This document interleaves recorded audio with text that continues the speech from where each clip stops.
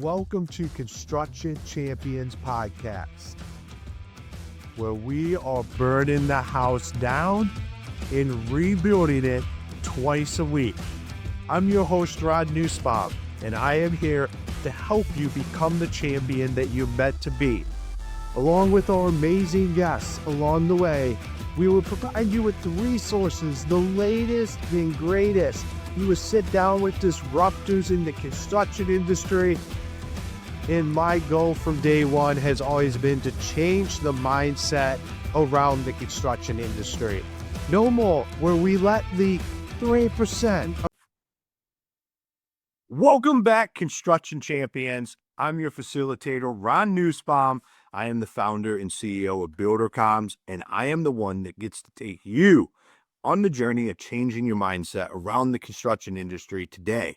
And I don't do it alone. What we do is we bring on leaders, disruptors, people with a mind that can help you change your life, change your business, and become the construction champion that we know you are meant to be. And today is no different. Daniel, it is fantastic to have you here with us today. Ron, I appreciate it, and I have to say it's a pleasure to be here. Awesome, man. Well, before we dive into it, why don't you introduce yourself to all the construction champions listening out there? Of course, I'll give you a very brief background about me. My name is Daniel Strohli. I'm located here in New York, right outside the city. And I got started in what I do right out of college, pretty much. I met a mentor that I didn't know was a mentor at the time. I got in touch with an older family friend, an architect, and I went to his office to actually meet him.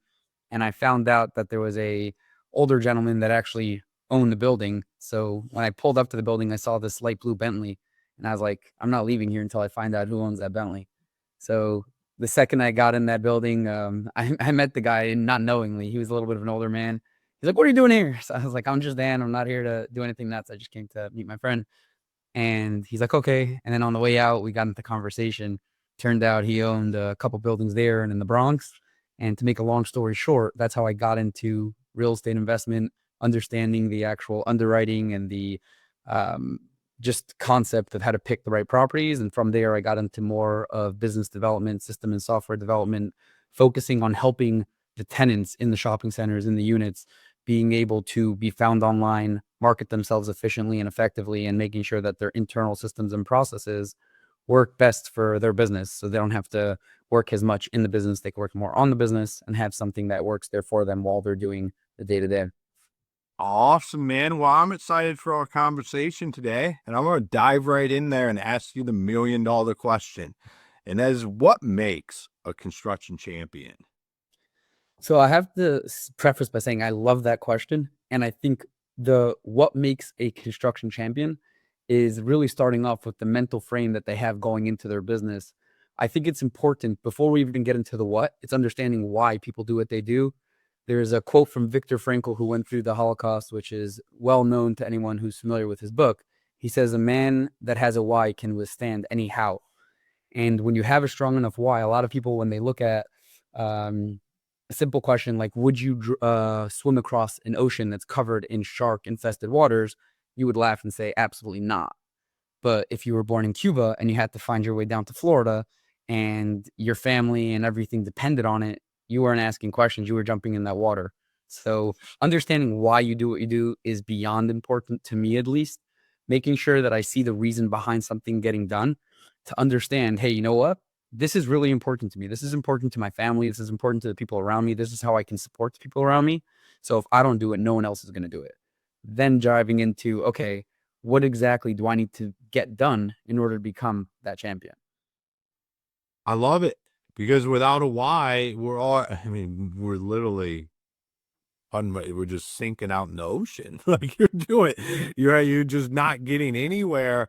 And that's, I think a lot of times, like, that's what it has to be, like that going from Cuba to Miami kind of why, because a lot of times that why will, when things get hard, it gets really fuzzy, and we just kind of put it on the back burner of like, I'll get back to that. I need to take care of this mess right now. Exactly right. So how do we in the construction industry really start to understand what all why is. Like what does that look like, or how do you how do people how do you help people process through that? Awesome. I love it. And I have to say, based off of my own research, and you can check for yourself, and anyone listening should check for themselves. Human beings are hardwired to go towards pleasure and away from pain, which means you have to have something that pulls you towards where you want to go and pushes you away from where you don't want to go. I.e., the Cuba example, they don't want to stay in Cuba, pain, pleasure, Florida. Everyone knows Florida. And they make that differentiation for themselves. When it comes to contracting, you have to find within yourself what is it that you want to have stop happening for you, and what's the outcome that you're after? What do you really want to make happen? Being able to identify, just to understand where you're at and where you're going, is already going to put you above of 99% of the people out there, because most people, they get started, and let's be real, the barrier to entry into the construction realm, you just need to have a screwdriver and a hammer and start telling people I can do handyman work, and from there you climb your level up, which usually the rule of thumb is the easier it's getting into something, the more competition you're going to have. So you got to ask yourself what differentiates you, which again, putting that effort into making yourself unique, different, better than anyone else in your industry is going to require you to put in a lot of hard work, effort, energy, and consistency, and obviously a game plan to make sure you get from where you are to where you want to go. Mapping that out is usually going to be a good place to start. Yeah, and I'm sure after you got done having that conversation with the guy with the blue Bentley, you went and started putting together some of a game plan on whatever golden nuggets that you got out of that on how you're going to start heading to where you wanted to go. 100%. And he also pointed out to me a lot of times something that you'll relate to in a second. But first off, I worked with him for almost 5 years until he passed. But what he pointed out to me, which was something that very few people even think of, everyone talks about the promised land. Like when we look at a building, because we were looking at a lot of different properties, everyone always looks at, yo, if we buy this property, we'll make a ton of money and it's going to pay off and it's going to be great. And they always look at the upside. They spend very little time looking at the downside. They didn't realize you got to call in the environmental specialist. You got to come in and check out the foundation. You got to check out how things can go wrong and spend most of your time hedging against the downside, making sure that things don't go wrong. And again, it gives you back to that pain and pleasure. You got to stay away from pain and go towards pleasure. You obviously want that upside. I like to say on short term, I'm very pessimistic. I look at all the things can go wrong, but long term, I'm optimistic. I know things will go right if I just make sure the things that could go wrong don't go wrong. One of my favorite things to think about, especially in construction, is control the controllables. We get so focused on the non-controllables that don't matter that we stop controlling what's even in our control. So then everything really just completely spirals out of control, because now everything's a disaster. And like that, but all you can do at the end of the day is control what you can control and let the variables be the variables, but understand like that could possibly happen and weigh the risk on that. Agreed 100%. 100%. Well, I'm sure buying real estate in New York and doing all of that, like that's a tricky environment because, like you said, the the embankment, there's all of this stuff that can come up.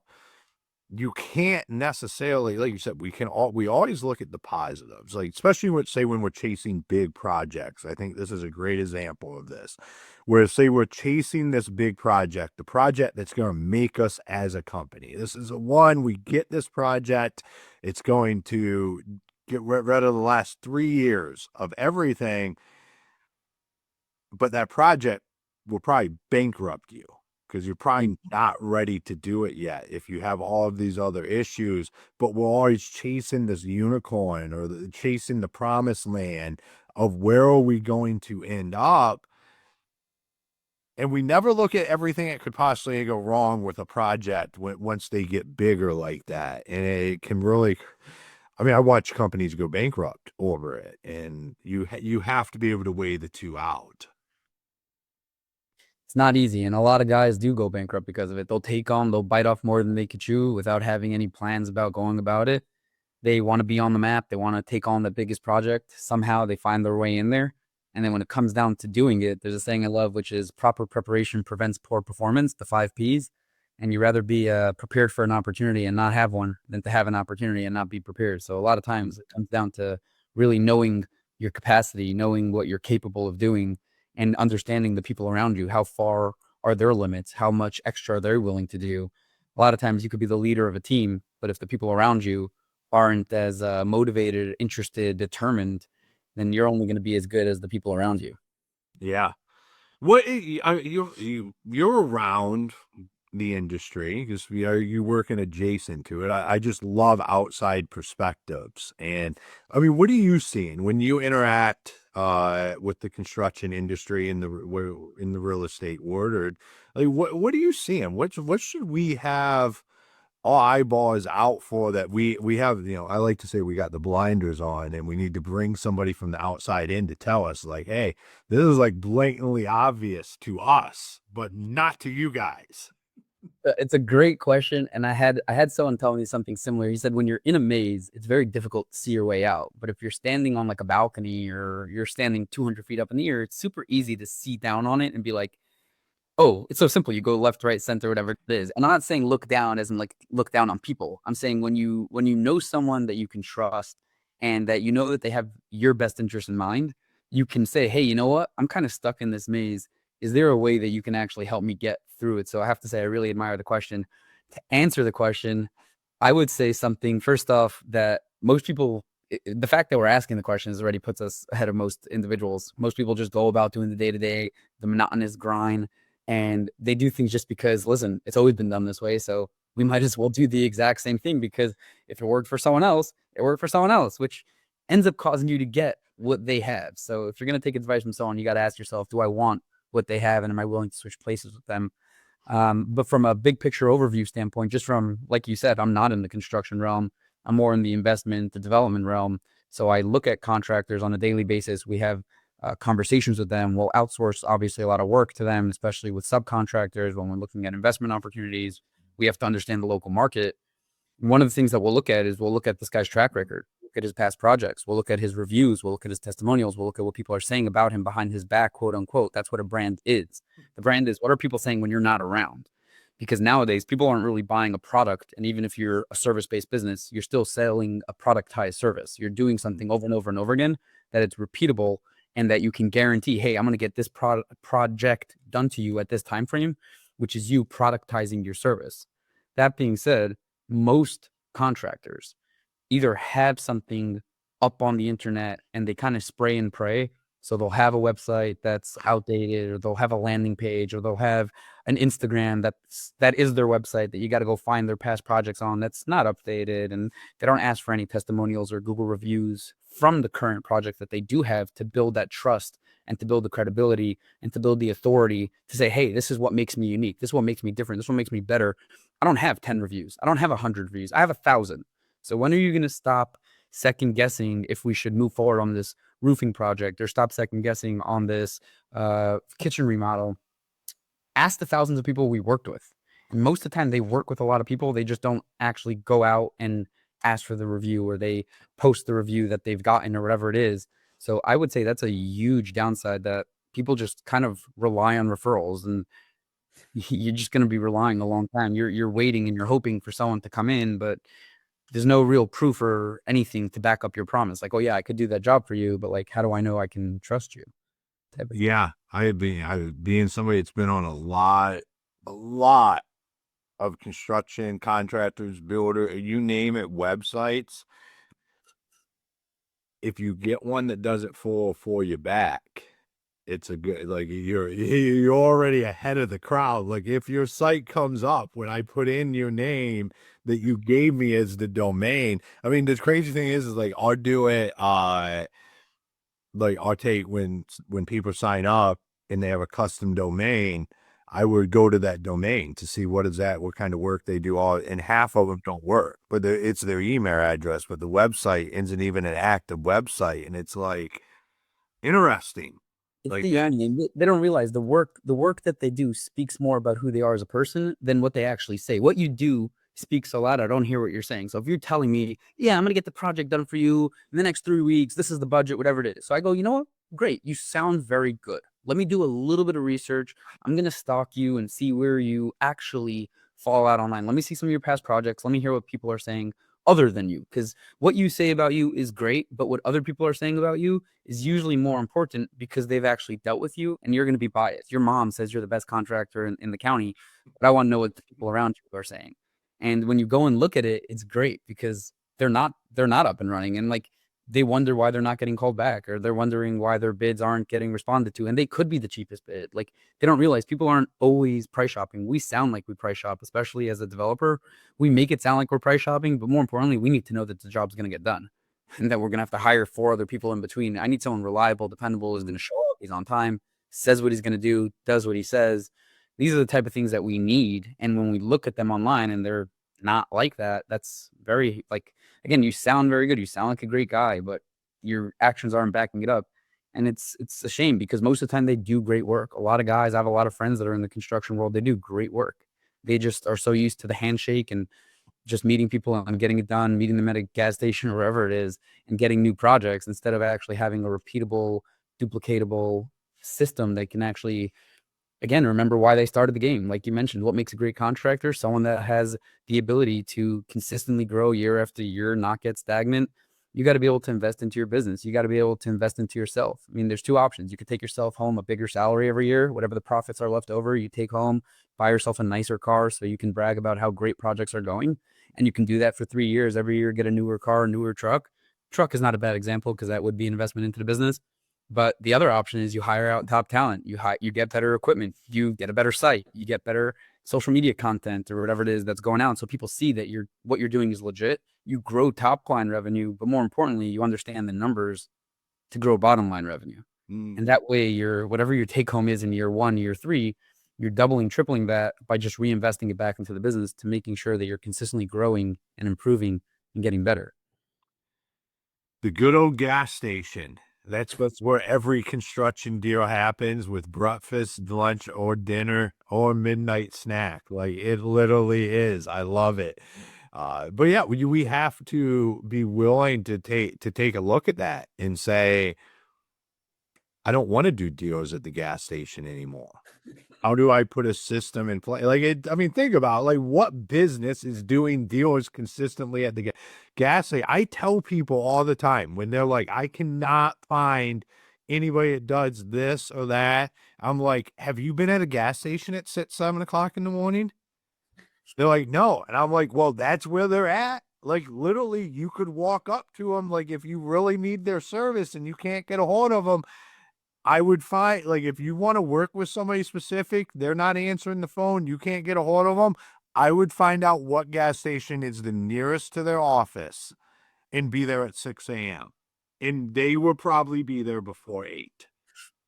You got to get the coffee, man. You got to. But that's like the marketing play right there for, like, that is like, I mean, it's absolutely crazy. You can't blame them. I mean, let's be real. Contractors are like artists. They're good at what they do. They have craft that they've honed in. They worked with somebody else. They've seen how this guy does it. And they're like, you know what? I could probably do better.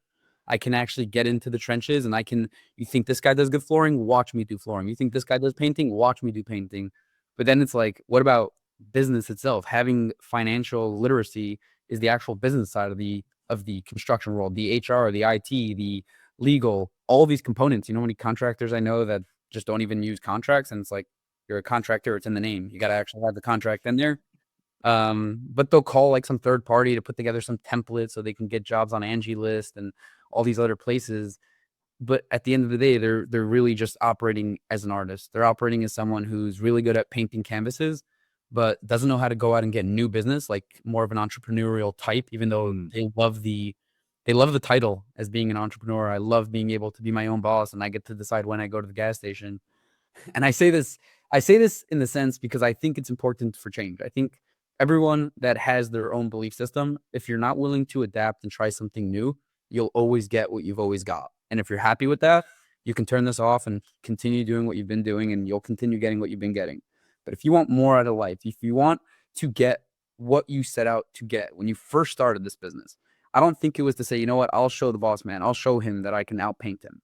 It was really to step out of the business in some sense, maybe take more time with the family, maybe spend more time with the kids, things that aren't necessarily work related. And then again, there's the people that want to build the biggest building in town. But even those guys, they're looking at, you know what? How can I invest more into the business? How can I understand the business side of it? How can I understand the sales and marketing side? Marketing, maybe even a bad word nowadays. I don't even know where the construction world looks at it.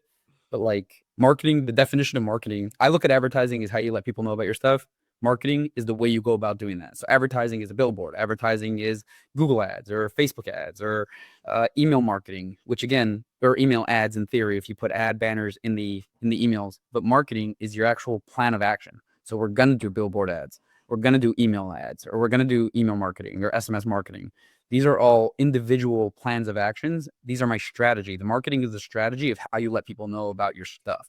Marketing strategies, the plan of action, it's the map, the massive action plan that I will take to let the people around me know that I'm the best thing since sliced bread. Because every contractor knows that they're really good at what they do, but no one around them knows. And if you want to make money or you want to make profit in your business, you got to let the people around you know.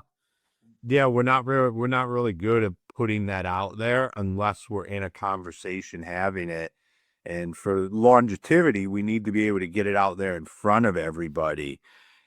So how do we lower the barrier of entry on this for people? Like people that are out there listening right now, like how do we say this is not, because I know it's not as hard as it's made out to be. I think it's just, it can seem really confusing, but I think about the first time you picked up the toys to go do the job, it was confusing. There's ways to lower the barrier of entry. The quote I love is you do what you do best and you delegate the rest. And if that requires you to get paid a little bit less, that's just only fair because the competition aren't going to do it. The competition are going to take their salary and run to the bank and enjoy and live it up to whatever extent that they can. And the very few that make it long term are the ones that understand, hey, listen, what will put me out of business is if I don't have consistent cash flow. If I don't make sure that I know my numbers and I'm not losing, if the projects that I'm taking on, I spend more on the projects than they're spending on me, that's a problem. That's recipe for disaster. So understanding your numbers, understanding profit margins is like the first place to start. But second place, like you said, why would you have to show up to the gas station? Maybe you take a little bit of a turn and you say, you know what? I'm going to maybe buy an ad at the gas station so I don't have to show up there. Maybe I get a little banner somewhere. I rent it out. I make a little barter or transition or transaction with the actual guy who owns the gas station and say, you know what? I'm not going to stand here every day for an hour or two and drink my coffee. I'm actually going to order Uber Eats for $5, pay you $100, $200, $300, $1,000 to put a banner up at the coffee spot or the gas station spot and actually have a salesperson, quote unquote, on this banner do the talking for me. And maybe link them to the website. So when they get to the website, you have another salesperson there answering their questions. So by the time they call you up, they're already pre-motivated, predetermined, pre-exposed, and ready to get started to work with you because they've already seen your banner at the gas station. They've already seen your website. They know you. They like you. They trust you. They've seen your projects. They've seen what other people say about you. And they're just excited to get started. They want to know when they can start working with you, if you're available, things like that. And those are usually the differentiating factors. I love that. Do you know, I mean, you're in the real estate world, so I got to add, we used to estimate it would take somebody about 7 to 11 times of seeing our brand, whether it's a truck, a billboard, an ad, and a television ad, whatever we were doing. Is that still roughly about the same as that, or is that like way inflated now today? I have to tell you, just off my own belief, I believe 27 plus touch points, just because the average consumer gets advertised to so many more times. And I'm not even talking about, like I said, the billboard ads. I'm talking about most people, and it shames me and pains me to say this, they're not even looking at the billboards when they're driving. They're on their phone. So you're running billboard ads when you should be running Instagram, LinkedIn, TikTok ads, like, because that's where they're at. Follow the attention. Look at where people are looking at. Where are they going? Understand your consumer. Understand if you're serving housewives, where are they hanging out? Are they going to martini clubs or whatever it is? Figure out a strategic partnership there. Are they going furniture shopping? Figure out a strategic partnership there. Understanding where your ideal client avatar is at gives you the best opportunity to be able to have a conversation with them, ideally without you being there. And then the way I like to do it a lot of times when we work with businesses, we implement more of like a scorecard counter. So what happens is every time we send them an email and they open it, or every time we send a text and they open it, or every time they book an appointment and they show up, they get points. In for us, not even for them. We're not saying, hey, you get a gold star on your forehead. We're saying we understand business and we need to understand how many times have you interacted with us, engaged with us, we're interested and engaged and interested in working with us, and then we'll determine how hot you are of a lead in order for us to pursue you more. Meaning, are we going to call you once a week or call you once a month? Well, it depends. If you have 100 points, you're probably ready to get started, and you're more likely to convert to become a client versus the guy that just opened up one email once. It's dependent upon how much time or money they've already spent on you. So if they've spent a lot of time reading or watching your YouTube channel or understanding who you are and what you're about, they already feel that connection to you. So they're more likely to want to work with you. And that usually by itself will differentiate you from every other contractor in town because they see you over and over and over again. So I love that like what you're talking about is actually putting a score to the engagement. So you're not just tracking open rate, all of this stuff that you typically hear. You're actually you're talking about tracking the, like, we're going to put a number on this and we're going to score these people out so we have an idea of where they would even fall in the buying process. And over time, you would like, I love data. I can really start anytime you have a business and you can collect a lot of data. Like, that stuff excites me because I think about, like, you can literally start to project. Like you said, if this person has a score of 100, they're more amped to do something right now. But you can start to watch and be able to hit, and you can start to intercept people before maybe a competitor could even get in there because you know what their score is. Like, you're looking at real time data on how they're interacting with your company and the marketing that's out there. Correct. And that way you don't have weeks that are empty weeks. You don't know where your next deal is coming from. You just look at your pipeline. You're like, hey, Johnny is at a 150. Jamie is at a 350. And she keeps telling me she's ready to get started. She just need one more thing. And I just remembered I'm actually the bottleneck on that. I told her I'm going to send over a visual example of what that could look like. I just haven't gotten the time to do that, whatever it is. So at least you have those visual reminders. They can get monthly or weekly visual reminders by sending out emails, texts, social media posts, whatever it is, to constantly nurture them and stay on top of mind. And again, these are some of the things that just contractors, I think, mistake and don't end up ever doing because they're convinced back to the referrals, back to, you know what, it'll come eventually or it'll find its way to me, instead of actually going out and understanding the data, what's out there. And to me, I think, again, they'll do a bunch of different types of lead gen activities. They'll go and buy a list of emails or buy a list of phone numbers or whatever it is, or they'll buy a list of mailers. I have a friend of mine I was speaking to last week, actually having quite good success with it. He's doing a multifamily investment. He's sending out mailers to his local market and getting a 2% response rate, which for anyone who knows, 0.5% is average. So 2% is way beyond average. And he's actually having conversations with them. But I told him the same thing I'm going to tell you guys, which is there's two different types of lead. And I tell this to my team all the time so we keep it on top of mind. There's a lead and there's an engaged lead. The lead is just a name and a number, or a name and a phone number, because that way you can follow up with them. Your mom is a lead, your cousin is a lead, your next door neighbor is a lead. If you have their name and you have their number, that's a lead. It's someone that you could communicate with. An engaged lead is someone who's actually interested in communicating back with you. It's someone who actually asked for a quote free estimate, which I know all contractors love to feel like they're giving value. Like, I'll come out to your house and give you an in-person sales pitch, and that's me taking the risk on.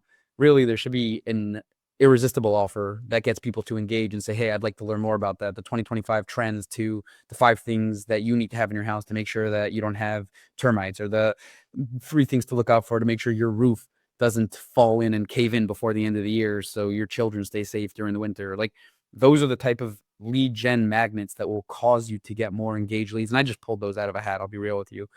But the concept is there. People are more interested in them. They want to know, what are you going to do for me? Coming to my house and giving me a free estimate is only for people who are in that 1 to 3% category that are ready to buy something from you right now. And that means they've been following you for long enough. They've been seeing your content long enough that when it's time to make a buying decision, they're coming to you because you're the best at what you do. You're the one they keep seeing everywhere, things like that. You're the one that they know the most. So that to me is one of the differentiations I think that make a huge difference. Just understanding, hey, there's leads, which everyone in the world, as long as you could get their name and phone number, is a lead. Everyone on your social media is a lead. You have their name, you could DM them, you can get in contact with them. They're a lead. But there's a saying that I like, or a story I should say, which is there's a guy that comes knocking on someone's door and he's knocking and knocking and knocking, and he sees the guy in the back of the house, and he's reading his book or doing his paperwork, or maybe he's a smart business owner and he's analyzing his data, and he's knocking and knocking, and the guy's like, bug off, I have no interest in opening up the door and buying what you're selling. So the guy's knocking, nothing. The guy decides, you know what, I'm going to take the initiative. I'm going to go to the back of the house like a class A man and start knocking on the back door. And the guy, he's looking at him, he's like, I know you see me, open up the door. And the guy that's reading and doing his paperwork is like, this guy's insane. Who has the courage to come around the back of the door? And he's still looking at him as just an annoying person. Why are you annoying me in my home? Like, why are you doing all this work? So eventually he opens up the door and he lets the guy in and he says, what's up, bro? What can I do for you? How can I help you? And he says, your front bushes are on fire. And immediately he transitions from an annoying pest to a welcome guest. Hey, come inside. Help me put it out. Yeah, of course. Now you're very welcoming. You want me in the house. It's because some people don't understand that some parts of, whether it be their business or their home, is burning down, and that you're looked at as the guy that can help them. But if you're just looked at as a guy who's constantly harassing them, or you're just focused on getting your 7 to 10 touches, you're off the table compared to the guy that you're competing with, who's genuinely curious and interested and committed and devoted and looking to connect with the people that are in his network to say, you know what, I can help you out. This is what I can do for you before I ever ask you for anything in return. And those are the people who I see, and I at least associate with, that I see that do well. Awesome, man. I love it. That was a great story to wrap up the episode here today, man. For everybody listening, if they wanted to connect with you, learn more about what you do, where's the best places for them to do that? The number one place is going to be ProfitsX.com. Everything related to ProfitsX.com is where you'll find us. So across all social media networks, things like that. That's the simplest place to get started. And to lead by example, there's resources there. There's tools, there's charts, there's calculators, there's anything that you can think of from a resource standpoint to help you grow your business on there. And we're only adding things every single week, every single month, to make sure that we can provide more value to the people around us, to the left of us, to the right of us. We want to make sure we help out in any way that we can. Awesome. Well, Daniel, thank you for taking the time and being on the show today. Ron, I appreciate you having me. It was an absolute pleasure. And I want to say this is great time spent. Awesome, man. Well, thank you. It absolutely has been great time spent. So Construction Champions, that's another episode in the bag. As you guys know, I'm a junkie for free resources and everything. So I would go make sure you go check out what Daniel has out there. Do something. Like, use one calculator. I say it on here all the time. Like, it just wasn't. I want to get to the point where, like, we can say somehow we'll be able to track this data one day. Is like 10% of people that listen to Construction Champions podcast take action right after an episode. I think, let's get rid of this 1% nonsense. You guys know I'm a status quo challenger. I don't believe that's what it should be. I think we can probably get better than 10%. But if we just start doing something, just start taking a simple action, is like going and using a calculator to understand something in your business better. Like, John, I'll do you one better just so we could track the metrics, because we all know we want to lead by example, and action takers are money makers. So here's what we'll do. Anyone who reaches out to ProfitsX.com gets a 100% free web design just to show them compared to their current site. So we can check how many people actually reached out, and we'll give a number to the show back, and we'll actually give these sites away for free to show people what they can have, they can keep it, and that way they have something to base their actual site off of. Just a one step to get started in the right direction. There we go. I mean, it couldn't be any easier than to take action right there. Like, there's no commitment, no nothing here. You got nothing to lose, no commitment, nothing. You go on, you either send us a DM, go on the website, tell us that you want a design for your business, send in the business logo, send in the address. I'll have someone on the team put it together, and it'll be done within a week. So everyone has something that they can take away from the show. One valuable insight, a nugget that's just a gift from me to the audience. Awesome, man. Well, thank you. And Construction Champions, until next time, be the champion you're meant to be.